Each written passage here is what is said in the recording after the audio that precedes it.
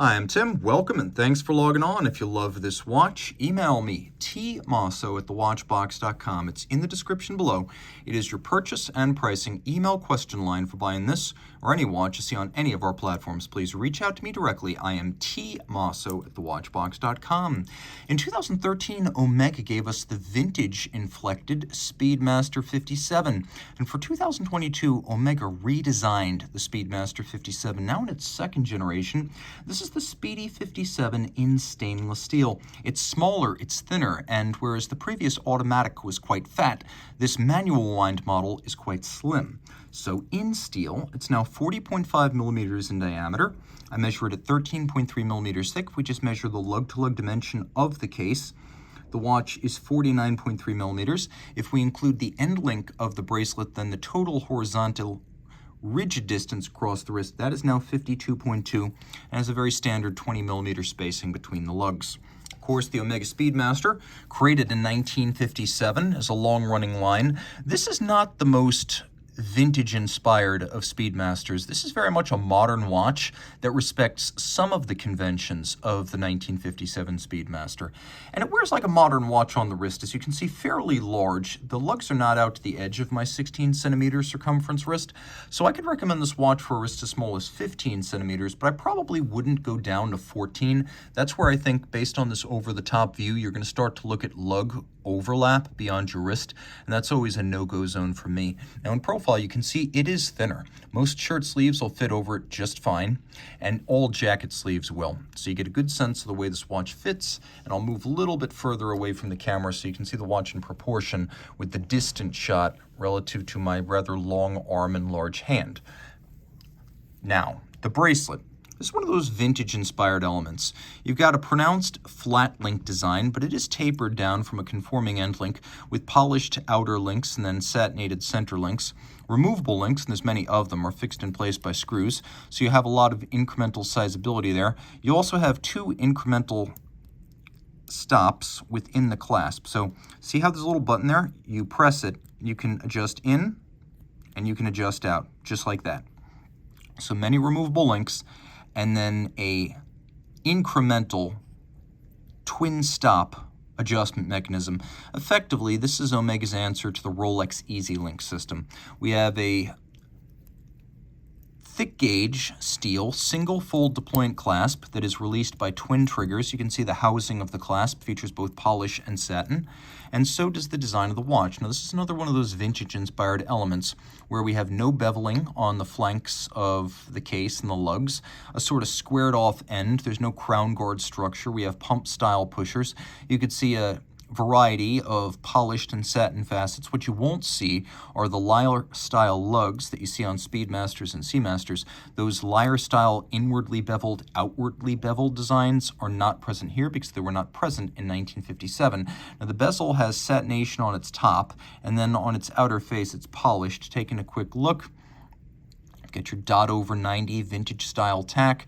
The tachymeter can be used with the chronograph to gauge the speed of an object. The standard example is always a race car over a kilometer. Makes sense with base 1000. The dial is PVD metallic green, and it's a good looking one with a pronounced sunburst grain radiating out from the center. We have applied individual indices. That's not a vintage element, but the broadsword style hour hand definitely is, along with the alpha style sub-registers. And although this is a triple register chronograph, it has a vintage twin register look because at 3 o'clock we have superimposed chronograph minute and chronograph hour hands with chronograph seconds at center. Another element that's not vintage, the date. And in good taste, Omega gives us a date disc that's the same color as the dial. Let's take a quick look. Historically, you would have had a radioactive luminous material back in the 50s. Today, you get superluminova. It's brighter, and this generation, modern day superluminova, generally retains a little bit of glow from sundown to sunup. There's also modern features that allow you to adjust your local time zone without actually stopping the chronograph or the minutes hand or the seconds hand. Now that local time is keyed to the date, so if you're traveling east or west across the international date line, you can actually turn the date in both directions. Pull the crown out all the way, you will stop the watch and activate hacking seconds. Now you can set the watch to a known accurate reference time.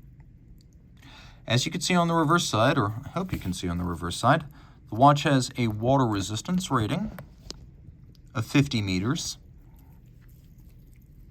And we have a generously cambered and boxed sapphire designed to give the watch a little bit of a vintage plexiglass aesthetic. Back to the case back, always difficult to showcase on a watch with a full bracelet. You can see that now we have a manual winding caliber 9906, replacing the old 9300 automatic in the previous version of this watch. You have arabesque Côte de Genève spiraled out across the bridges. We have both polished and blackened screws. The bevels are machined but handsome. There's satination on the regulator and the wheels, and then engine turning on the base plate. We have a twin barrel manual wind 60-hour power reserve with the twin barrels. We have a very flat torque curve from maximum wind to minimum wind, so it doesn't surge when the watch is fully wound, nor does it start losing a lot of time after 18, 24, 36 hours the way a single barrel movement would. For shock resistance, we have a full dual anchored balance bridge and a free sprung balance. The watch is extensively anti-magnetic to the point of being amagnetic thanks to the escapement, balance staff balance, and silicon SI14 hairspring.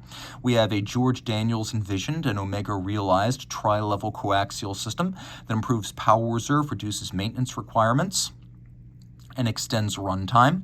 It is a double impulse, direct and indirect impulse, tangential rather than sliding contact escapement. Its primary function is to reduce friction, which it does.